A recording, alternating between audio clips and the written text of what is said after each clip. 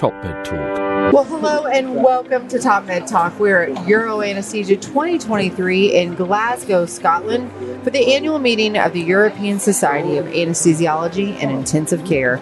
I'm Desiree Chappell, your host, and I'm joined by Monty, Mythen, my co-host. Hello, Monty. Hey, Desiree, great to be here. It is. End of day 2. Lots of amazing conversations. Towards the end of day 2. Oh, yeah. It's still going. Actually, they go pretty late here. They do. Yeah, for this meeting. We're sticking around. I think it doesn't close until like 6 o'clock. And then it rolls straight into Pink Floyd. Is there another one today? I don't know. There was people wandering around with T-shirts again. I don't know. Maybe it's just sort of Pink Floyd fans around. There are, yeah. So apparently, where we are at the ESIAC, this exhibition center here in Glasgow, there's also an event venue where they've had Pink Floyd here the last couple nights. So real treat. Joining us here this year is Andy Cumpstey to have some of those. Thank you so much for joining us, Andy. Hi, Desiree. Thanks for having me. Yeah, taking the load off a little bit. We appreciate that. Helping us out here. What have you thought about the meeting so far? It's been a fantastic 2 days, hasn't it? Really, really great. We keep taking all the talks. Great buzz in the exhibition hall. Loads of friendly faces. Keep bumping into people you recognise and chat to in the corridors, but also loads of really cool new technologies to look at the stands and really interesting talks. And a barista friend. Yeah, banging away behind me. Exactly. Yeah. And a speech going on next to us as well. So there's just a lot happening. It's lively. That's what it's going on. There are a lot of people here. Ultrasound technology that's right around the corner that they're exploring. There's all kinds of stuff. So it's really a really great meeting. Well, one of the things that we love to do is highlight the work that our sponsors are doing for us. Those folks that are keeping TopMedTalk alive, free open access medical education for the world, right, Monty? TopMedTalk, that's what we rely on. So we've always been about trying to make sure that everything we do can be reached by the whole world. Yes. So whether it's our podcasts and our conversations like we're doing today, or it's the evidence-based Perioperative Medicine conferences. Yes. Although people pay to watch them virtually, etc., they can listen to them in the months to follow, completely free open access because of the generous sponsorship of people like GE Healthcare. Yeah. So with us today is Cory Stahl, the Global Marketing Manager, Monitoring Solutions. Cory, thank you so much for sitting down with us. Thanks, Desiree. Thanks, Monty. It's good to be here. Exciting times here at the booth, and lots of traffic, lots of great discussions. So it's wonderful to be at another Euroanesthesia. Yeah. I get the impression that however Euroanesthesia do it, they get the balance right. For the opportunity to engage with industry partners. So occasionally you go to conferences and you think, actually, that was a lot of effort to not have a lot of footfall. Whereas here it's been active a lot of the time. Part of that's a tribute to all for putting on lots for them to see and an exciting way of presenting it. But it's also, big shout out to the meeting itself. Yeah, they do a wonderful job of organizing not only the Congress for us to be able to come in and show what we're working on and developing, but also to get feedback, to have these meaningful conversations. The lunch symposiums have been wonderful, a whole slate of academic presentations. So it's really been a wonderful Congress, and we always appreciate the ability to be here as an industry partner. Yeah, it seems like the booth has just been bebopping. There are a ton of people around. As we come out of a post-pandemic era, feels like everything is really back to normal, and it's great to see so many familiar faces. Yeah, for sure. Well, we were here last year during the introduction of Portrait Mobile, so I think that's one draw. You guys have a lot of things going on. It seems like a lot of different product solutions available for people to look at. And Portrait Mobile was one of those. Let's talk a little bit more about that. Yeah, Portrait's certainly near and dear to my heart. There's a lot of conversations that have taken place in some of the scientific sessions here, just talking about the need for continuous monitoring and the post-operative care pathway, right? How do we detect deterioration earlier? And Portrait has really been designed to help with that, especially recognizing the importance of respiration rate monitoring as that early indication of a change in a patient's status. Yeah. And there's so many patients that are not being monitored right now. That's so true. It really is monitoring the unmonitored, right? Yeah. I mean, I think we're all familiar with the spot check or the Q4 protocols that exist, but the reality is, most patients are not continuously monitored, and deterioration doesn't suddenly happen. It's suddenly detected. And so, we feel passionately that if we can help provide a technology that fits seamlessly into existing workflows, and I think that's the key, it has to fit, but if you can do that, you're really able to improve outcomes for patients, and that's what matters. So to remind ourselves of the context here, a patient coming in for example, elective major in-hospital surgery, let's call that major orthopedic or major cancer bowel surgery or something. When they're in the operating room, they're literally being monitored every second. So lots of their physiological variables are being monitored second by second, and they're being man-marked by a team of providers. They then transfer into the recovery area, where they're still being looked at every second and minute, and the variables are being recorded on a frequent basis. Then in most places in the world, irrespective of how well resourced that place is, places that we all work at, if they go back to the floor, they can then switch very dramatically to that maybe Q1 to start with, as we call it, every hour. Yeah. And then maybe quickly, if that looks okay, they transition to every 2 or 4. Or 8. Or 8 hours. And 8 hours. That's a lot of time for bad stuff to happen. Yeah. And that's one of our, we talk about it frequently as one of our dirty little secrets. But, to be true, it's one of those things where we say shame on us. Yeah. It's a terrible thing to have to admit that we've got all this amazing technology and this intensity of care, and then it suddenly falls off a cliff. And I think that's what you're trying to help us close that gap. Yeah, I think that's one of the things that GE certainly recognized, right? Having conversations with industry leaders and recognizing, where could technology play a role? And we've certainly seen limitations of technology in the past, right? We've all seen where a hospital recognizes this and they take an ICU level monitor and they put it in the ward. And then it tends to alarm like an ICU level monitor. And so that doesn't work, right? You can't introduce an alarm burden where there aren't alarms today. And so, recognizing that, having conversations, looking at how do we measure something that's going to be meaningful? How do we make sure that we have alarms that are relevant and actionable? And really focusing on that is what we've really honed in on with Portrait Mobile. Yeah. It seems like, we've talked a lot about Portrait Mobile over the last, year, really just a year, and learning about the technology, because I think that there are a lot of questions. Anytime you do, like you said, integrate new technology into a new space, there will be. It sounds like you guys were very thoughtful about this particular, solution for monitoring patients. Yeah, there was a lot of design considerations that went into it, and it really started with observation, right? What are the current practices? Listening to others. What are the pain points of not only providers, but also patients? And so there are a couple things that kind of bubbled to the surface. One of the challenges was wires, right?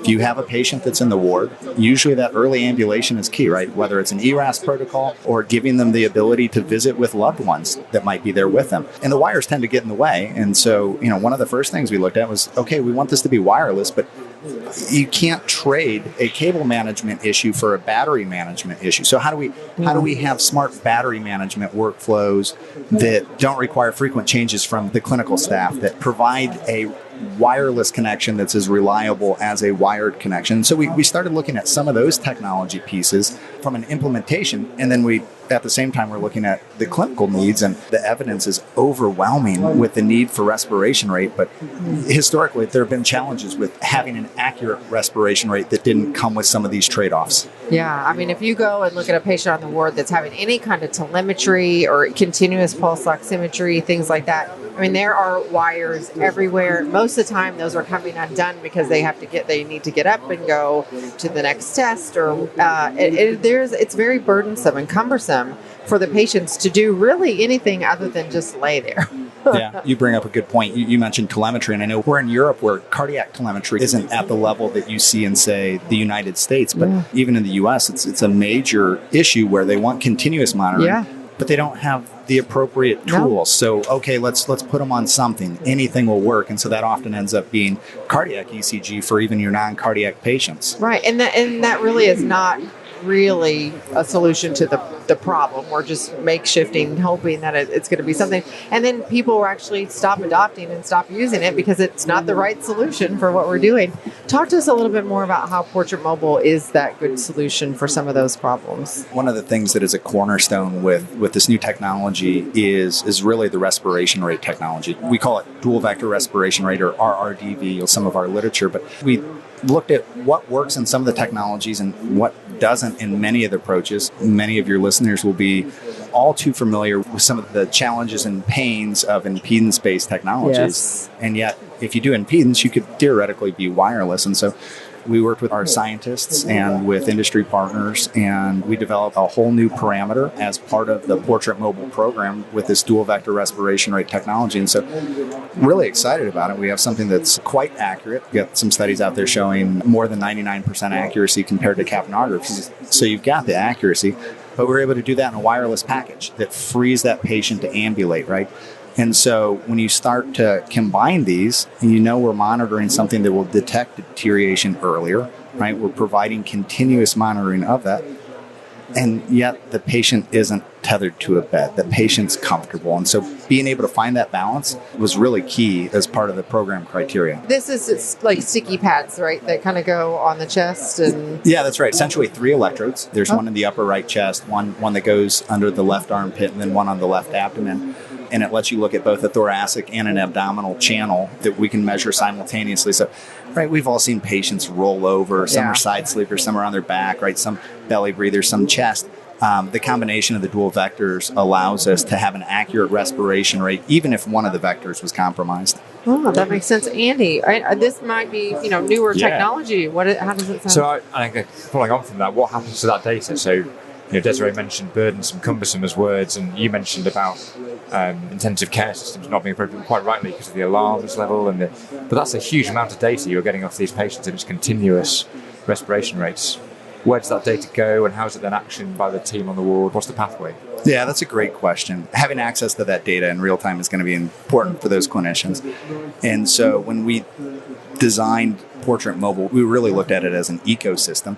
So you do have a central viewer, so you could deploy that at a nurse's station as an example, and see a multi-patient view with everybody on your ward as an example. You can drill in and you can see a single patient's data in real time. You'll get a SpO2 waveform, respiration waveform, as well as some trending, right? We know sometimes knowing where your patient's been, where they're going, right? That trend is super valuable. So you have all that available at the central station, as well as a small mobile monitor that's in the patient's room. But then we also used industry standards like IHE and HL7 so that you can pipe that into your hospital record system, so that you could send that to secondary alert notification systems if you choose. So we really want to make sure that the system's interoperable with other investments that hospitals have already made. Does that data interact with other tools in the GE portfolio? Can it be linked with other technologies you're offering? Yeah, we do have other technologies that can consume that data. We've got some systems that would pull in disparate data sources in order to do analysis or protocol compliance. Our Mural product is one that comes to mind. I'd love to sell you everything that's GE, but let's be realistic. There are other solutions. Yeah, absolutely. And I know that many of our customers have already made investments in other vendors' technologies, or may have something that is homegrown, and we want to be able to support that as well, right? Great. We want to make it easy to adopt and get the relevant information, whether that's staying in our ecosystem or whether it's piped into another one. Either works. And you mentioned you've been working with patients and clinicians to design this kit. What's the feedback from patients about this device? We've had some really fun feedback from patients. I'm a marketer, so I love hearing this in use. And patient words are powerful, aren't they? If you hear it in their words, it's different to what we might say around the table. But it absolutely is. And so when I have patient feedback that says, "Oh, I actually forgot I'm wearing it," that is music to my ears, because that means that our designers did their job, right? We made it comfortable. We made it disappear so that it's not, it doesn't feel burdensome. And that means that they're able to recover more effectively and get back to their life, right? And what happens when it fails? I mean, do these pads ever come off? Do they get hot and sweaty? Do they come unstuck? Limitations, I guess, maybe for the use.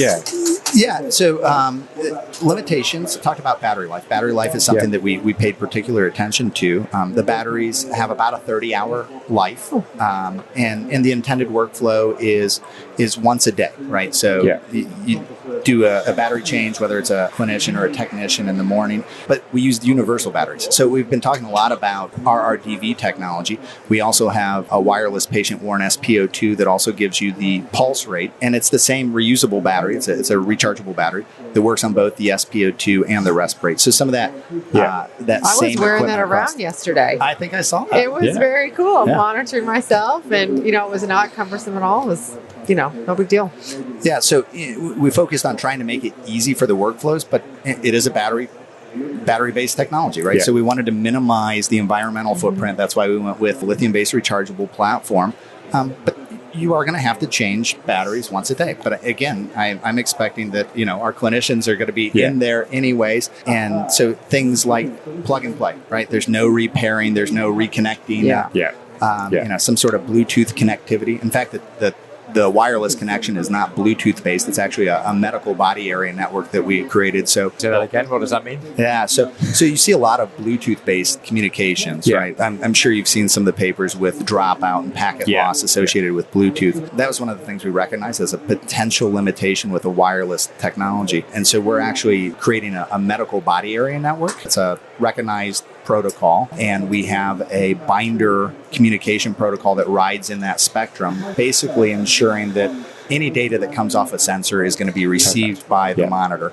And so we designed for worst case, right? That's what you have to do, and that means an obese patient that got up without telling the nurse. They walk into the toilet, they slip, they fall, they're on the sensor, the door shut. I still need that wireless information to get back to the monitor. And so we'll actually send it up to 9 different times, so 3 different tries on 3 different frequencies to make sure that those packets do get to where they need to be. So little things like that to make sure that it's robust and reliable. But again, it does have range. They can't be like outside taking a walk. Yeah. There are some range limitations that you would expect from any wireless technology. If you're in the room, that patient's free to move about without the patient monitor. If they leave the room, then you want to take the small mobile monitor with them. Right. We've got some safety mechanisms built in to alert if somebody went too far out of range. But again, trying to free up these patients and allowing the protocol of care to go through unencumbered. We've touched on some of the challenges in this space, and it sounds as though you've addressed or are addressing many of them. In the UK, for example, where we've adopted a national early warning score, which seems to have gone pretty well from the point of view of detecting deteriorating patients. A number of variables were chosen to inform that score, I think predominantly based around what was available, as opposed to what was going to be the best to achieve the detection of the deteriorating patient. Now, the reason for my ramble is when we're going down the route of these potential solutions to the challenge, we're sometimes trying to match that national early warning score, and which draws us into trying to measure all of those variables.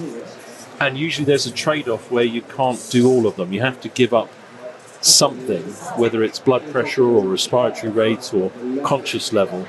It's hard to get all of the components. Can yours deliver all of the components? And which is not a criticism if it can't. My question is your experience is that you don't need all the variables to detect a deteriorating patient? This is intended not to replace your spot check vital signs. This is a complement. So we've recognized that respiration rate as well as SpO2 and pulse rate are kind of the 3 key variables that you want to have continuous. Now, again, that's intended to work in conjunction with your spot check protocol.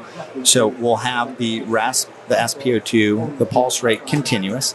And then on your protocol, whether it's your 1 hour or whether it's your 4 hour or your 8, the clinician would still take those additional parameters and document them as part of a news or a muse and calculate your score off the full set. But you'd hope that if the patient was deteriorating with the variables that are immediately available, we would respond by a clinician going to the bedside, doing their standard vitals evaluation. And if that triggers an early warning score, then we'd be sending for the next team, which would come with more connected kits and more, there may be minimally invasive, but more wired kit and step it all up until we got all the way through to ICU level monitoring. So. Yeah, absolutely. And the hope would be that you don't need that ICU level monitoring because you can intervene earlier. Prevent it all. Right? Yeah. If you catch a patient's respiration rate ticking up and you're worried about sepsis, that's 30 minutes after your last spot check. Yes. That's still likely hours earlier than you would have caught it in your next spot check. And so being able to provide some of those trends, being able to provide some of those alerts, we really want to empower the nurses, the clinicians to respond early, and we want to give them the objective data. In practice, how often do you have an experienced nurse say, I've just got this gut feeling, something's not right? Well, now that you have these objective measurements, you take the subjectivity out of it and they can say, oh, yes, this patient's respiration is X. Yeah. Or we saw their pulse rate increase. Here's what might be happening. Yeah. Well, it gives that nurse now, the objective data to say, my gut feeling is right. There is something going on with this. We need to check this out. Yeah. Let's go down this path. And the final challenge, which you've alluded to, is the information overload, the alarm fatigue, the potential for wanting to switch things off because they keep going off. Yeah. How are we going down on that route? Yeah, the alarming strategy is going to be key to the adoption of any new technology. Again, especially in a ward where you traditionally don't have alarms. And so there's a couple pillars that I think of when I'm thinking about how you design alarms. First, you need sensors that are going to get accurate information, right? Garbage in, garbage out type thing. So we want accurate information coming in. You want to have algorithms that are designed for the type of environment they're going to be used in. And the ward, that means you need to be motion tolerant. That means you might need to dynamically adjust if a patient's moving around, if they're getting up and walking, right? So having some of these things built into the algorithm, and then we combine that with the flexibility of alarm delays and some different threshold settings to really tailor a unit's alarm settings so that it's truly actionable, right? We want something that's sustained. We don't want a transient event to cause an alarm if it's going to resolve. And so by looking at those variables together, and also being able to do some analysis on the number of alarms and create an alarm report, you can really start to dial in how many alarms you might expect as a user if I changed my SpO2 from 90 to 89. Or what if I said, instead of a 15-second delay, I put in a 30-second delay, right? What is the clinical impact of that?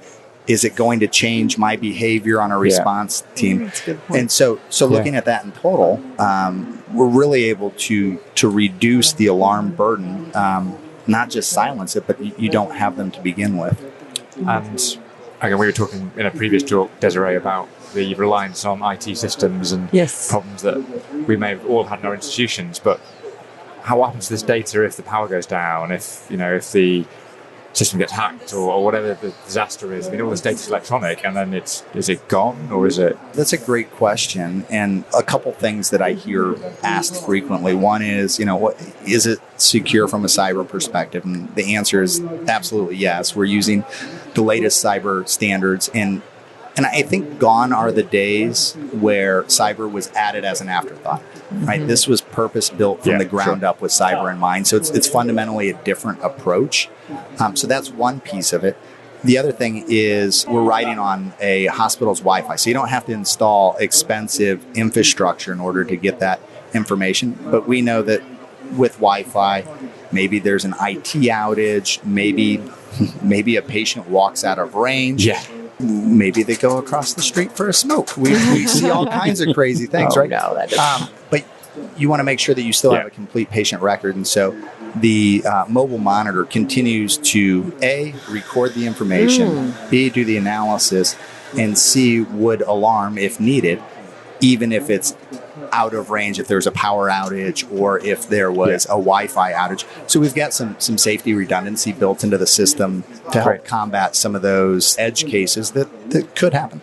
And then I guess one follow-on question just from that. So if the data's kept in a nice, secure place and it's accessible, does that mean it's then available for quality improvement, for research tools? All our data is available for that, but trying to access it with the governance systems and things can be politically challenging, shall we say. in occasions? Yeah, so if you have a data lake that you're using for research, you can absolutely pipe the data directly into that. Okay. We do have research tools as part of the system. We know that some of our advanced users like yourself may want to look at things a little differently, and so we do have some tools around that to support research use cases as well. And again, for us, we don't want it to be a proprietary system with the data, right? This is your patient's data. We want to measure it accurately. We want to alert you if there's a condition that you want alerted for. Yeah. But otherwise, the data is yours, and so to send it to another system is part of the design. Yeah. Cory, I have one last question for you. It is really important to have these, new technology coming through and figuring out how we do our jobs more efficiently and how we get better information. I feel like one of the limitations is that, someone develop something new. I think you've been very thoughtful. The company's been very thoughtful about how they've done it.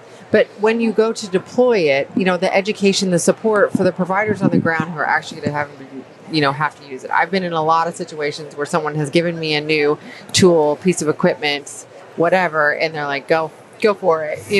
What kind of support are you giving your clinicians whenever they go to use these solutions? Yeah, we certainly have a clinical education as part of that. We want the users to know how to use it, right? Yeah. It certainly helps us. It's in GE's best interest if a technology is adopted. And to that end, we also design with usability in mind. So yesterday, you probably saw when you were wearing the sensor in the pairing process, we've taken cues from the cell phone industry. So you've got near field communication, right? Kind of that tap to pair. We have nice visual instructions when you create a pairing showing exactly what to do. And so we want to make it easy enough that I could drop it off and walk away, so to speak, and you could figure it out. But we also have the education to make sure that everyone feels comfortable with that. Yeah, it really was picking up the monitor, sticking it on, and there you go. Yeah. Easier than an iPhone, actually, which it's hard to believe, or a cell phone, I should say. Well, Cory, this has been an enlightening discussion. Thank you so much for sitting down with us to have a chat about Portrait Mobile and the solutions that you guys are providing for patient monitoring and monitoring the unmonitored. I think that's a great way. Thank you, and thank you for all that you do for the industry. Yeah, all right. Gentlemen, thank you very much. We appreciate it, and thank you for listening to TopMedTalk here at Euroanesthesia 2023. If you like this conversation, you can find many more at TopMedTalk.com. You can find us on social media, Twitter, LinkedIn, Facebook. We are there. Thanks so much. TopMedTalk. Thanks for downloading TopMedTalk. Don't forget to subscribe via your podcatcher. Don't forget to check us out on social media. We're on Twitter, Facebook, LinkedIn, and YouTube. And also, don't forget, TopMedTalk is the broadcasting arm of EBPOM, Evidence-Based Perioperative Medicine. We'd love you to find out more about that. If you check out ebpom.org, you can find low prices on some of the conferences we're organising around the world. Many of them are virtual and don't even involve you leaving your own home. Check out ebpom.org now.